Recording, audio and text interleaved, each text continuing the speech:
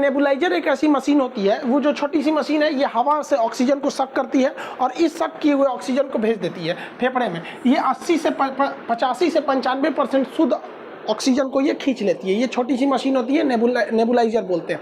ये स्टीम बनाने के भी काम आती है। तो अक्सर इसका प्रयोग वैसे मरीजों को किया जाता है जिनकी दवाइयों को भाप बना के फेफड़े तक पहुंचाना होता है। अक्सर इसका प्रयोग अस्थमा के मरीज करते हैं, लेकिन इसका कोरोना में प्रयोग करना घातक है। कुछ लोग क्या कर रहे हैं, कह रहे हैं कि भैया इसमें हम दवा नहीं डालेंगे। आप जब इसमें दवा डाल देते हैं तो ये नेबुलाइजर क्या करता है, उस दवा को स्टीम बना के और इसके भाप के साथ आपके फेफड़े में छोड़ देता है, तो जिसके साथ आपकी दवा भी बहुत अच्छे से फेफड़े तक चली जाती है। लेकिन दमा और अस्थमा में इसका प्रयोग करना उचित था, लेकिन इस तरह के अस्थमा के कोरोना के मरीज को इसका प्रयोग करना ठीक नहीं है, क्योंकि इसमें उतना ऑक्सीजन नहीं रहता है जितना कि कोरोना के पेशेंट को चाहिए रहता है। अब ऑक्सीजन कंसंट्रेटर क्या होता है? ये एक छोटा सा डिवाइस होता है जो हवा से ऑक्सीजन को सक करता है, उसमें से धूल कण, कार्बन डाइऑक्साइड और नाइट्रोजन को बाहर करके हमें ऑक्सीजन देता है। ये एक डिवाइस होती है, ये कई शेप में आती है, कुछ पोर्टेबल भी होते हैं, छोटे होते हैं, कुछ बड़े साइज के भी होते हैं। इनमें 90 से 95% शुद्ध ऑक्सीजन होता है, यानी ये नेबुलाइजर से ज़्यादा मात्रा में ये ऑक्सीजन हमें प्रोवाइड कर सकते हैं और ये 24 घंटे हमें ऑक्सीजन दे सकते हैं, क्योंकि इन्हें बिजली या फिर बैटरी के सप्लाई से चलाया जाता है। ये ऑक्सीजन सिलेंडर की तरह इसमें कभी ऑक्सीजन खत्म नहीं होता है। अगर इसमें पावर सप्लाई है तो ये ऑक्सीजन कंटिन्यूअस बनाते रहेगा। इसमें ऑक्सीमीटर लगा रखे हैं, इसमें ऑक्सीजन का फ्लो को भी कंट्रोल किया जा सकता है। ये जो होते हैं, ये इसमें ना सीरियस मरीज के लिए इसका प्रयोग नहीं किया जा सकता। ये केवल माइल्ड यानी हल्के या फिर मीडियम मॉडरेट लेवल के मरीजों के लिए इसका ही प्रयोग किया जाता है। सीरियस प्रयोग नहीं हो सकता, इसलिए इसे आईसीयू में नहीं रखा जाता। ऐसा क्यों नहीं रखा जाता है? देखिए, जो ऑक्सीजन कंसंट्रेटर होता है, इसका जो ऑक्सीजन का प्रेशर होता है वो बहुत लो प्रेशर होता है। ये 1 मिनट में 5 से 10 लीटर ही ऑक्सीजन देता है। 1 मिनट में 5 से 10 लीटर ऑक्सीजन को ये फ्लो करा सकता है। लेकिन जो एक गंभीर रूप से मरीज बीमार है, जो आईसीयू में है, कोरोना एकदम भयानक स्थिति में है, उसको 40 से 50 लीटर ऑक्सीजन चाहिए, जो आईसीयू में रहते हैं। तो ये केवल 5 से 10 लीटर ऑक्सीजन प्रति मिनट दे सकता है लो प्रेशर पे, इसलिए इसका प्रयोग हम आईसीयू में नहीं करते। लेकिन अभी क्या है कि कोरोना के जो स्थिति आई है, इसमें ऑक्सीजन है जिसको मतलब हाई प्रेशर ऑक्सीजन सबको दिया जा रहा है। ऑक्सीजन कंसंट्रेटर की कमी होने की वजह से ये बहुत हल्का होता है, जिस वजह से इसे ट्रांसपोर्ट करना बहुत ही ईजी होता है। लेकिन ये काफ़ी महंगे आते हैं, 30 से 50 हज़ार के रेंज में ये आते हैं। इनमें एक ही खासियत होती है, इन्हें ऑक्सीजन सिलेंडर की तरह रिफिल नहीं करना पड़ता। ये कभी खत्म नहीं होते। इलेक्ट्रिक है या बैटरी है तो ये हमेशा कंटिन्यू चलते रहेंगे। ये ऑक्सीजन कंसंट्रेटर जो होता है वो काम करता है PSA टेक्नोलॉजी पर।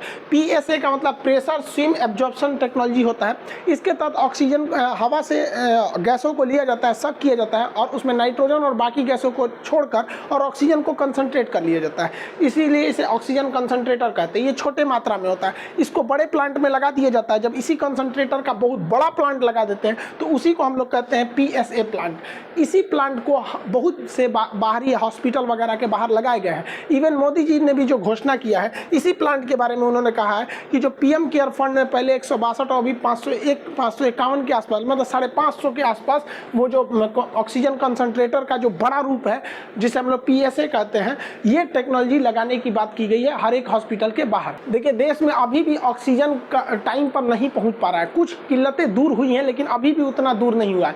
इसको गवर्नमेंट अगर चाहे तो और इम्प्रूव कर सकती है। देखिए, जितने ऑटो इंडस्ट्री होते हैं, गाड़ियां जो सड़क पे चलती हैं, इनके टायरों में नाइट्रोजन गैस भरा होता है और इन्हें बनाने के लिए भी नाइट्रोजन जनरेटर होता है जो काफ़ी सिंपल काम करता है। वो भी PSA टेक्नोलॉजी पर ही काम करता है। वो क्या करता है, हवा को लेता है, सक करता है और कंप्रेसर लगाता है। कंप्रेसर के बाद वो क्या करता है, उसको अलग अलग उसके जितने भी पार्टिकल से उसे साइड कर देता है और ऑक्सीजन गैस को छोड़ देता है और नाइट्रोजन गैस को एक जगह इकट्ठा कर लेता है। तो और उसी नाइट्रोजन गैस को गाड़ियों के टायर वगैरह में भर दिया जाता है। इसमें एक सिंपल टी टेक्नोलॉजी होती है, एक फिल्टर लगा होता है। उस फिल्टर से जब हम ऑक्सीजन और नाइट्रोजन को गुजारते हैं तो वो ऑक्सीजन को क्या करता है, हवा में रिलीज कर देता है और नाइट्रोजन को पकड़ लेता है, जिससे कि नाइट्रोजन गैस उस जनरेटर के पास इकट्ठा हो जाती है और एक बड़े से टैंक में उस नाइट्रोजन गैस को रख लिया जाता है। और जब आप गाड़ियां भरवाने जाते हैं, जब गाड़ी मोटरसाइकिल या 4 व्हीलर में, तो आपको इस तरह की मशीन देखने को मिलती होगी। ये आपके टायर में नाइट्रोजन भर देती है।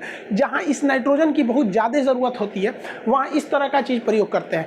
चिप्स के पैकेट, नमकीन के पैकेट या जो भी पैकेटिंग सामान पैक होता है उसके अंदर हवा भरा होता है, वो नाइट्रोजन ही गैस होती है। तो ये नाइट्रोजन गैस काफ़ी सिंपल तरीके से बनाया जा सकता है, लेकिन अगर गवर्नमेंट चाहे तो इसके फिल्टर को चेंज कर सकती है और इसी से ऑक्सीजन बना सकती है, क्योंकि यहाँ जो फिल्टर लगा होता है वो फिल्टर ऑक्सीजन गैस को हवा में छोड़ देता है और नाइट्रोजन को रख लेता है। अगर इसके फिल्टर को हम चेंज कर दें और ठीक इसका रिवर्स कर दे कि ये नाइट्रोजन को छोड़ दे और ऑक्सीजन को रख ले, तो जितने ऑटोमोबाइल इंडस्ट्री हैं या चिप्स पैकेट ये सब बनाने वाली कंपनी है, उन सब के पास नाइट्रोजन गैस का प्लांट है। उन गैस प्लांट से हम ऑक्सीजन ईजिली जनरेट कर सकते हैं। और ये फिल्टर बनाना बहुत बड़ा काम नहीं है। अगर सरकार चाहे तो 48 घंटे में ऐसे फिल्टर बना के और एनओसी देके उसे तुरंत तत्काल प्रभाव में लिया जा सकता है। और हमारे देश में जहाँ जहाँ भी नाइट्रोजन प्लांट है या फिर गाड़ियों के जो सर्विस सेंटर है, वहाँ वहाँ इस फिल्टर को चेंज करके